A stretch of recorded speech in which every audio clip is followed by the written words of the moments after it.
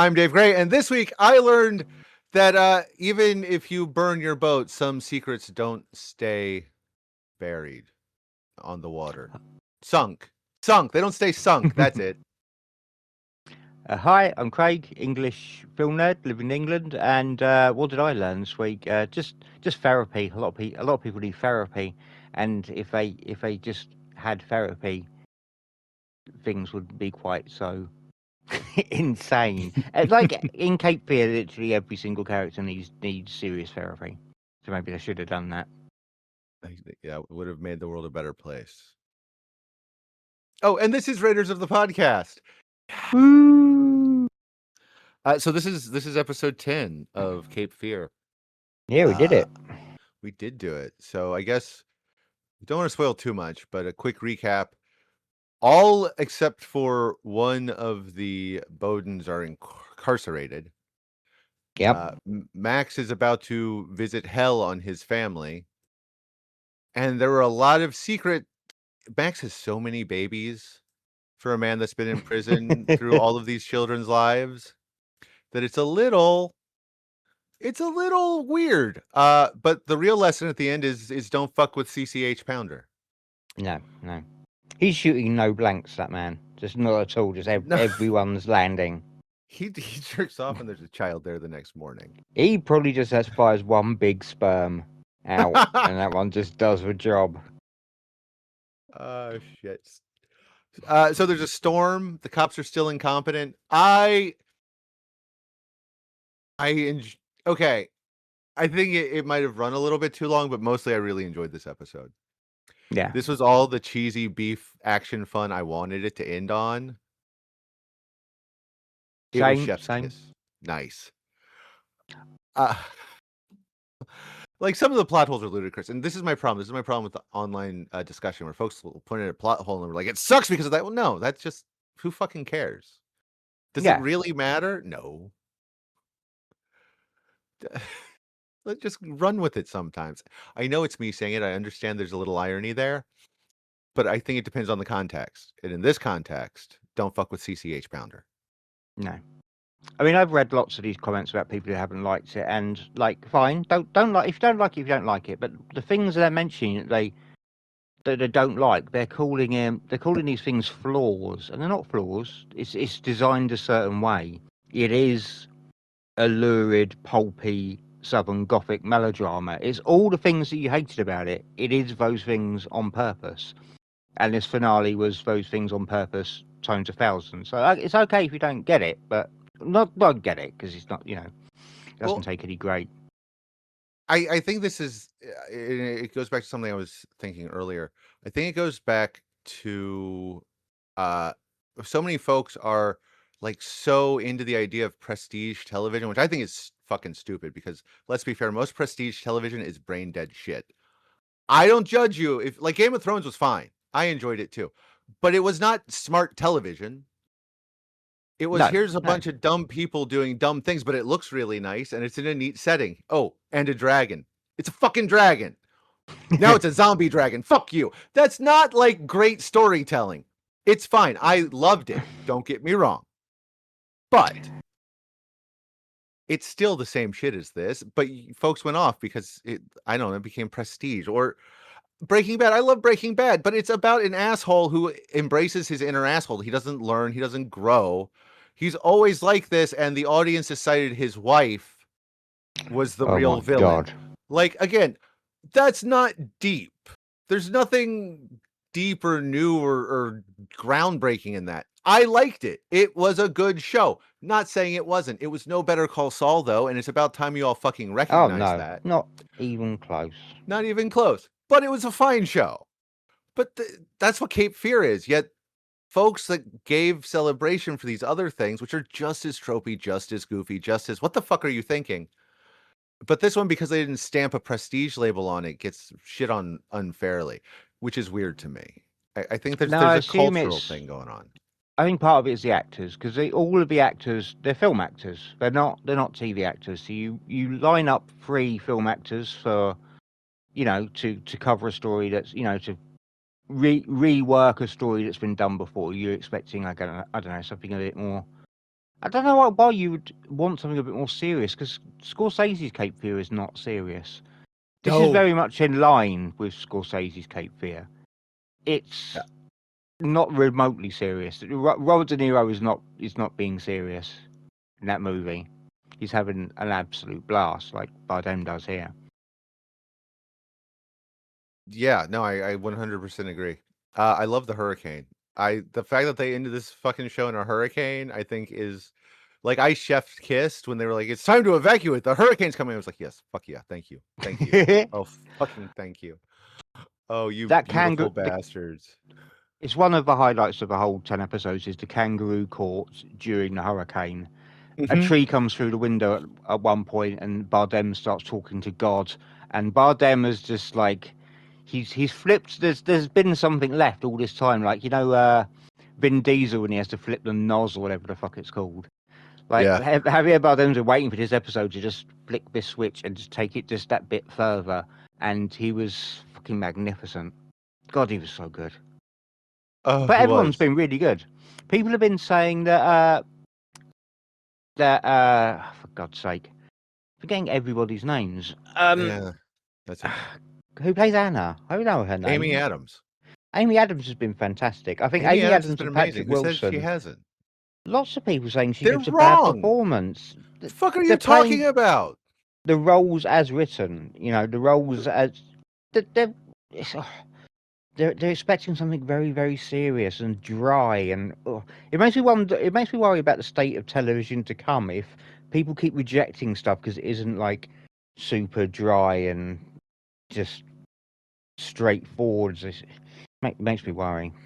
Well, one thing I've seen, and I'm not just going to critique other people. I think it's because I'm talking about this show and this episode specifically is that folks seem to want it to be the old version, and by the old version I just mean Scorsese's because most of them haven't seen the original, which to me is still the best version of it. I'm sorry, Yeah. you don't get scarier than that version of Max Cady. You don't. Mm-mm. But they want like him under the car reveal, but like who didn't see that coming in the '91 version?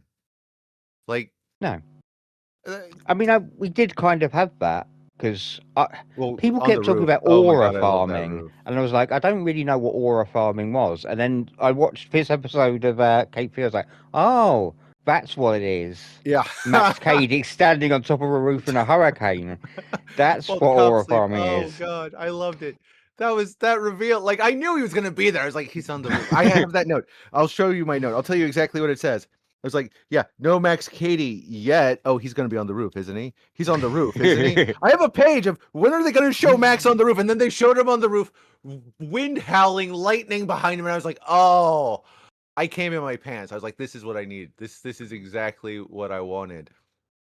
As And someone who we now know, like Javier Bardem is like a big metal fan. He like loves Judas Priest and shit like that. And I just feel like he gave his kind of, gave a kind of inner his inner rock star for this last episode. He let him write the way out, and yeah. oh my god, that's that shot of him on the roof. Just Yeah. I think part of the problem is also we're really used to having our hand held now, and if every little thing is not explained, folks get like weird about it. Like, I keep seeing folks mention the drones from what was that episode 2? And it's like, yeah, maybe. who the fuck can't use a drone and upload to YouTube? You don't need to be tech savvy. It doesn't even fucking matter who did it. Like, No. at no point does who did that matter. Mm-mm. I mean, and obviously there were other people involved we didn't learn about because they have footage from the bar. He knows where the cameras he had connections that he used. We don't learn about. We don't need to know it. No. I don't need everything explained to me. You don't need to hold my hand that much. I also saw a lot of folks not understanding the ending, and that just made me roll my eyes. What aspect of it? Just what it meant at the end. It's like, well, no, there's nobody in the bushes except Max. The ghost of Max is going to be over them forever now, and they all feel it. That's literally what they're showing. And they're like, "Ooh, who's in the bushes? Maybe it'll be a season." No, there won't be a fucking season 2. If there is a season 2, I hope it's 20 years from now and we have a very elderly Bowden's being, one of them has just gone insane. Anna has just lost it, and it's Anna tormenting everyone. And like Rob Zombie's Halloween 2. That's the reveal of the last one. Max isn't real, it's all Anna. That if they come back, that's what I want. I will say that the very ending, after Max has been caught and everyone's celebrating, having a barbecue, I do wish we'd had one more scene of Max. I don't like him disappearing in the state he's in at the end of that scene. We don't get any sense of like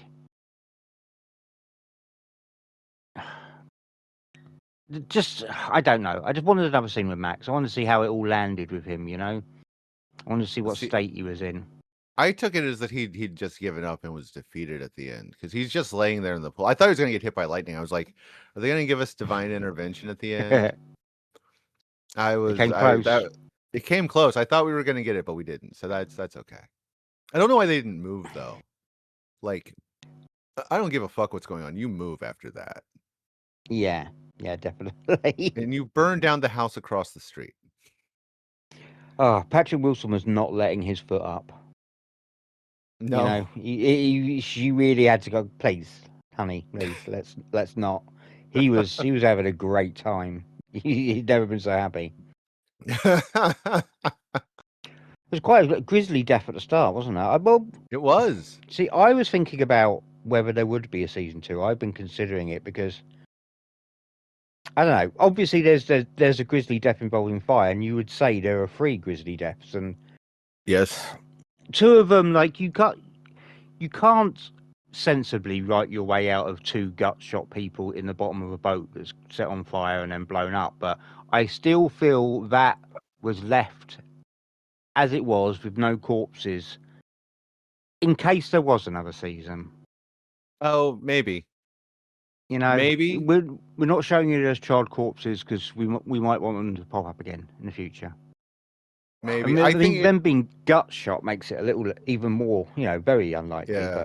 But I think if they do another season, it's going to be like the creator's other show, or like, and I need to watch the 3rd season of this, The Terror, where it's going to be anthology. Yeah, that's a good idea. We can have another Dixie Fried sweaty thriller somewhere connected to the Cape Fear River. That's fine. Yeah, it's a good idea. With that. Maybe they can get De Niro back for that one as a surprise character.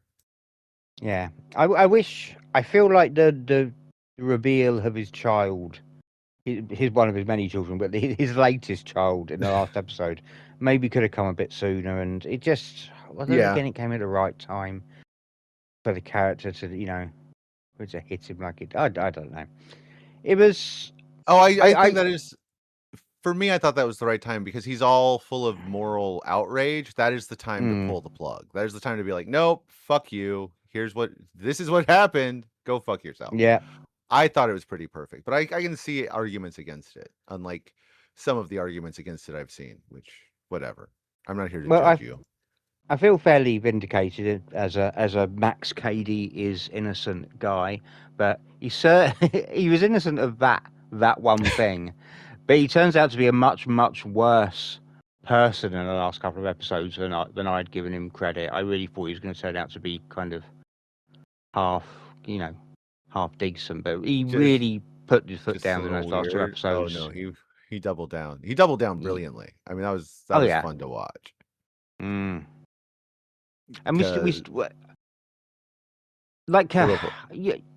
it's not really a loose end. I see what you're saying because the fact that so I'll go back to loose ends. The fact that Natalie doesn't read her DNA letter isn't. At first, I think, oh well, that's been saved for season 2. But no, the fact that she doesn't read it and perhaps chooses not to read it. That's the point. Well, it's the end. She also calls him dad at the end of the next moment she's on screen. That tells you don't need to see the letter. Yeah, it doesn't matter. She decided he's her dad because she doesn't always call him dad during the season. She often calls him Tom. She calls him dad. She made her choice. Yeah. And, I know a lot of kids who would be better off if they could make the choice. So Yeah. yeah, I'm all for that, but that's another one where folks are like, "Well, who was her dad?" It doesn't fucking matter. It's not a plot hole if it doesn't matter. No. I think Who I think my issue with the ending is just that I needed it to end. I needed another scene with Max. I can't really say why. It just that left it. It was just a little unsatisfying that we didn't see Max again, and it felt like things were being left open in a way that I don't know. I mean, I can see that. For me, I felt like Max was kind of just defeated at the end, and leaving him laying there kind of pathetic Mm. instead of having a moment to recalibrate was the best way for it. But I could understand why you'd want more. I mean, because I am curious to see what he's like now that he's processed that information. Yeah. Well, that's what I wanted to see him after he had processed everything that's gone on in these 10 episodes. I wanted to see the result of that, I think, and we didn't get to, which made me think, are we going to in a new season? But who knows? I just don't see it What happening. was you saying at the beginning? Yeah, the cops were the worst. Every one of the Yeah, cops was the worst. so Just bad. terrible, terrible policing. Just we're worried we might be in his house, in your house, so we'll check to see if he's there now, and then we will leave. Yep. You know, the man is on the loose. You know where he's going. Stick around. You know. Yeah. Yeah. Or let's wait until they get out before we leave the house. But no. I mean, Yeah. of course they have to. That's the trope. So I Yeah. get it. I get it. But you could have subverted it. You could have let him, kill the idiot cop. It's not like it'd be the Well, yeah. first time. I was hoping you could get a Joe Don Baker style exit because his Mm-hmm. exit in the Scorsese film is fucking glorious. Yeah, that is a good one. Really, really well shot this finale as well. Like the camera work was unhinged. Some of the camera work was absolutely superb.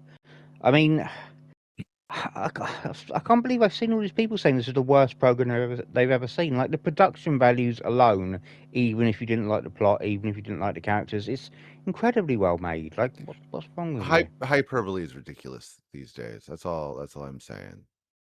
Yeah. All I'm saying. Oh man, that Kangaroo Court scene was so good when he was talking when he was talking to Tom, and he's permission to treat the witness as hostile, gun butt in the face. It was just. I was glad they still worked in some humour. They're so good at working humour into the darkest, nastiest moments, and maybe Yeah. that's another thing that people didn't like. You know? Maybe. I don't know. I don't understand because I don't see like solid reasons except for nitpicking or just, they're signaling. I hated this on a board, some website by people that hated it Yeah. for reasons I don't understand, but we do live in the age of nitpicking. God forbid you actually, have a thought. And I'm not saying you need to like it. I'm not saying that. I would never say that No, about not at all. anything. I had folks tell me you need to like the Odyssey this week, and I haven't seen it yet, but I already know I'm gonna fucking hate it just for that alone. Screw you, okay, doll. I'm my own person. Uh, but that's neither here nor there. I don't feel um, like it's being taken on its own terms. It's not being treated yes, yeah, on its that's own exactly it. terms. It's not. It's not. I keep seeing folks talk about, oh, how dare Scorsese and Spielberg put their names to this. And it's like, well, there's nothing wrong with this. This is cheesy camp TV, and you can have that. Yeah. Not everything needs to be dead serious. Not everything needs to hit your.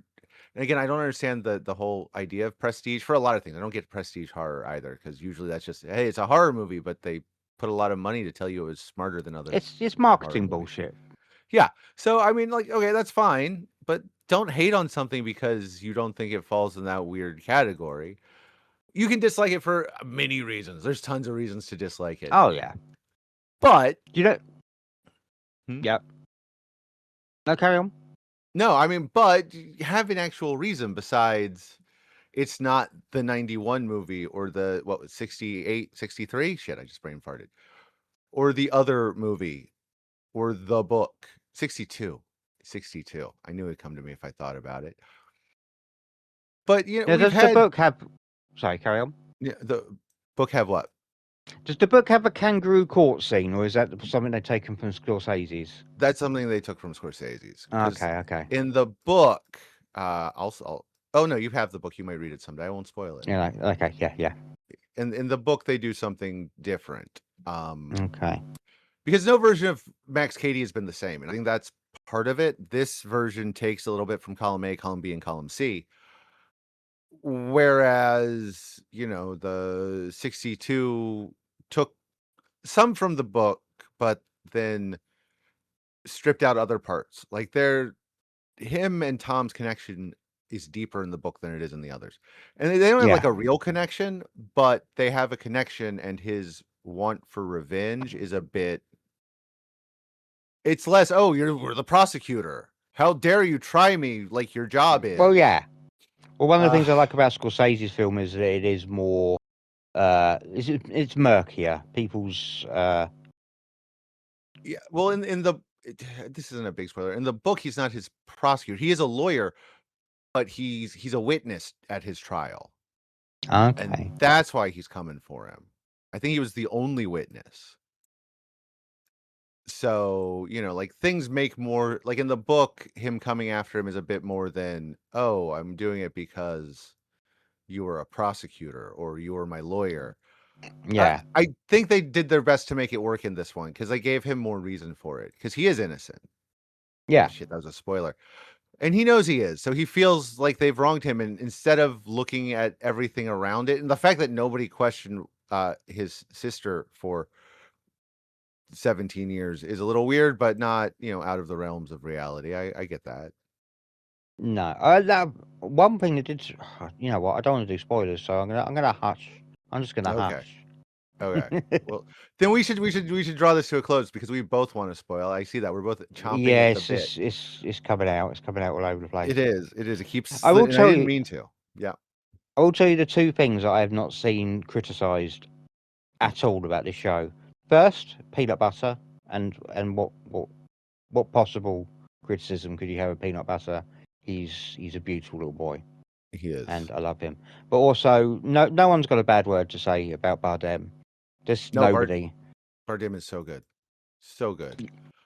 I will say still after 10 episodes, I have nothing bad to say about most of the cast except the son. And I'm not going to put it on the kid. I don't think it's his fault. It's the writing. It's a tough character to approach, and he just feels like a MacGuffin.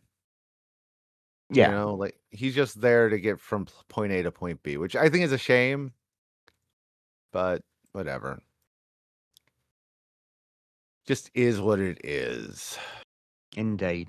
But yeah, I just, as far as the story panning out in a way that, and as far as the story panning out and me being happy with it, I'd give this a 7, but just it's technically so well made, especially during the hurricane. There's so much fucking killer camera work and editing, and just they went really hard with that whole scene, and yeah, that puts it up to an 8 for me, I think.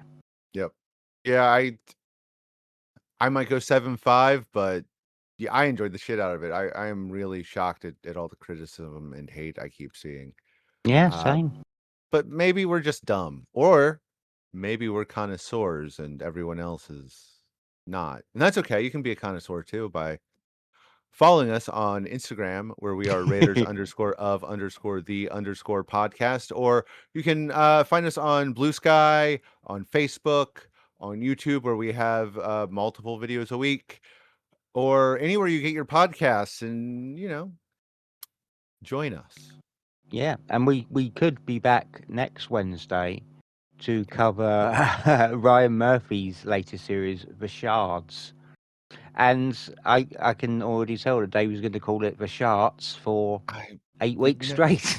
I would never do that for 8 weeks. I would find new shit jokes after the first. And now you've taken away the charts. So that's going to have to wait for the last fucking episode now. You've already put me on the spot, you son of My a bitch. apologies. We're doing this for Tyler. We're doing this for Tyler. We know we're Never luring pay him us in with back. some bad TV. As always, thanks for listening. Thanks for joining me. I'll talk to you next week. Yep. See you next week.